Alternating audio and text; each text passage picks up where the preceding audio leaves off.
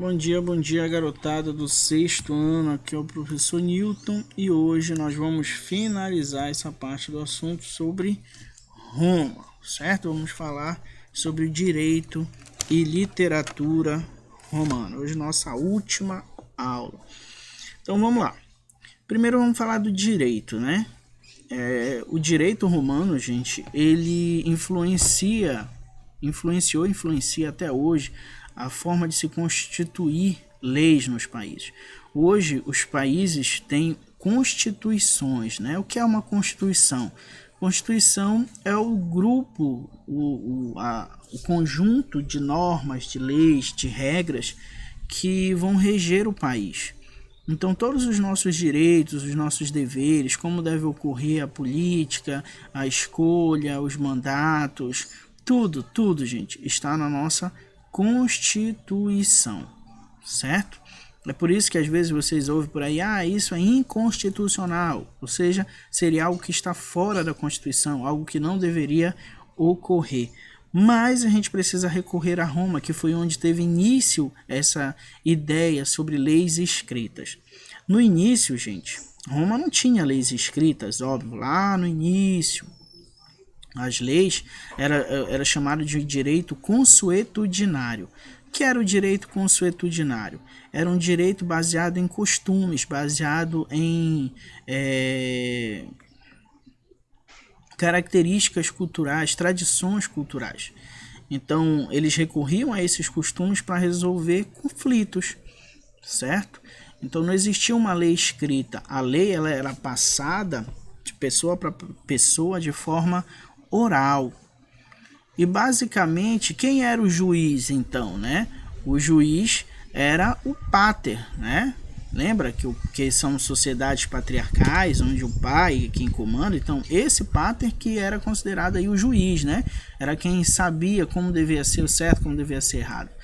Para vocês entenderem melhor o que seria esse tipo de direito, gente, geralmente não, né? Quando você é muito pequeno, o seu pai, a sua mãe, eles colocam normas em casa, né? Olha, não traz o tablet para a mesa na hora do almoço. Olha, tal hora eu quero todo mundo em casa. Olha, você não vai sair desse jeito. Olha, tem que frequentar a igreja, por exemplo. Olha, domingo é o dia que a gente sai para ir na praça. Eu estou só dando exemplo, gente, de coisas que são ligadas à cultura. E cada casa ensina o seu filho com determinado traço cultural, com aquilo que aprendeu os seus pais, ensinam com aquilo que eles aprenderam com os pais deles. Então, basicamente, não é algo que o teu pai escreva numa folha e prenda na parede e você vai olhar. Não, mas você já sabe, olha, papai não gosta que mexa nisso aqui, nessa ferramenta dele. Como você sabe? Porque algum dia você mexeu ou alguém mexeu e você viu seu pai falando, passando de forma oral, ou então seu pai lhe disse, olha, eu não quero que mexa aqui. Então ele passou de forma oral e agora você sabe que é melhor não mexer, senão você vai ter problema, né? Vai ter penalidade. Olha, a mãe disse que não é para jogar bola em casa, porque pode quebrar alguma coisa. E se você desobedecer essa norma, essa regra que ela deu e quebrar alguma coisa, você vai sofrer uma penalidade. Isso está escrito em algum lugar que deve ser dessa forma? Não.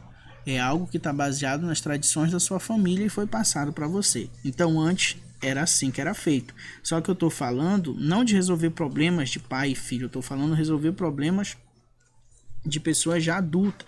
Então muitas vezes, né?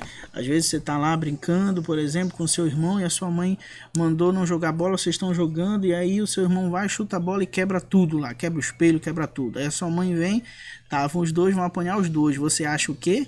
Injusto. Injusto porque não fui eu que chutei a bola, mas a sua mãe, para fazer a justiça, ela vai lá e penaliza os dois.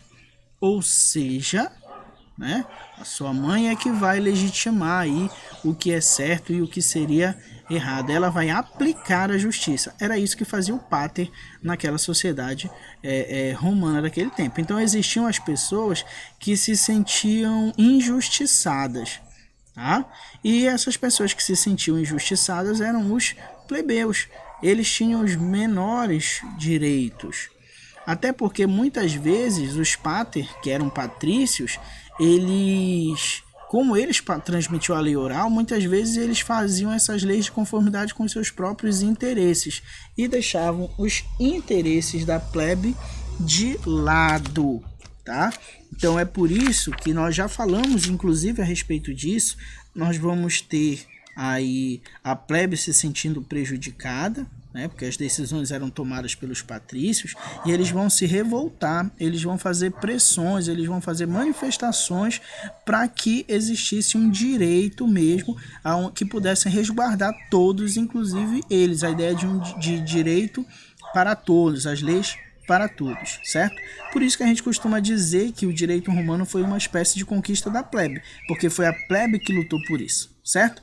E aí vem a lei das 12 tábuas, que é o primeiro código de leis escritas, né? O primeiro código de leis romanas. Então ali não estava mais algo sujeito ao que falasse o pater. Sim, estava escrito. Se tivesse escrito, era lei. Vocês conseguem entender isso? Consegue ou não consegue, né?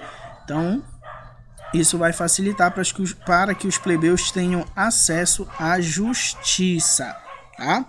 Gente, desculpa aí os cachorrinhos latindo, porque os meus vizinhos têm animaizinhos, tá? E fica complicado gravar e eu tenho que torcer para que eles não vejam um carteiro e saiam latindo igual loucos. Então, desculpa, tá? Mas eu tento sempre aumentar a voz quando eles começam a fazer muita bagunça. Literatura romana. Nós temos dois grandes personagens da literatura romana: o Marco Túlio Cícero, tá? E o poeta Virgílio. Vamos falar primeiro do Marco Túlio Cícero, tá? Que foi um cara que incomodou muitos políticos. Ele era um filósofo e foi um senador polêmico. Escrevia sobre leis, oratória, ética, né? As coisas que são certas, as coisas que são erradas. Denunciava os problemas do governo romano, quando o governo não tomava medidas que pudessem aí estar melhorando a vida de todos.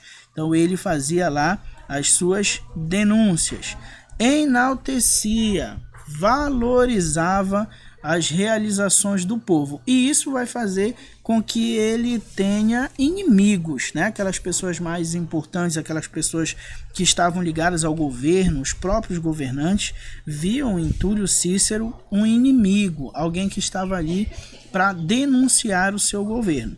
Por isso, o cônsul Marco Antônio, se sentindo muito incomodado, aí vai encomendar a morte do Túlio, tá? E aí a gente tem chegando ao fim, mas o importante é a audácia que ele tinha ao escrever, tá? Sobre esses temas numa Roma que ele sabia que podia ter problemas. Depois vem o poeta Virgílio. Virgílio, ele vai ser o autor da Eneida, né? Que seria, ele vai narrar a história de Roma desde a origem até a expansão do Império. No livro de vocês, na página 15, tá? Lá embaixo tem um quadradinho azul que está escrito assim, ó: a Eneida foi um poema épico encomendado pelo imperador Otávio Augusto. Virgílio escreveu a obra durante 12 anos. 12 anos. A história narra a aventura de Enéas, herói troiano que conseguiu fugir da destruição de Troia e que, após uma longa viagem pelo mar Mediterrâneo, guiado por seu pai, chegou à Península Itálica, sendo então o mais antigo ancestral dos romanos. Tá? Aí a obra vai dar origem a várias outras obras que tentavam ir pelo mesmo tema, certo? Herança da literatura romana. Gente, temos duas principais heranças da literatura romana.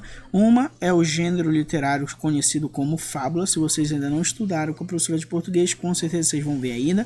As fábulas, gente, elas são histórias curtas e elas têm o objetivo aí de transmitir algum ensinamento, tá? Principalmente são utilizadas para ensinamento de crianças, as fábulas. O outro ponto muito importante é o latim, é a língua em que eram escritas essas histórias, principalmente essas fábulas. É por isso que nós temos várias línguas hoje que são derivadas do latim, como o português, o espanhol e até mesmo o francês, tá? Para vocês hoje fica aí o exercício da página 16 e 17. Fique com Deus e até a próxima.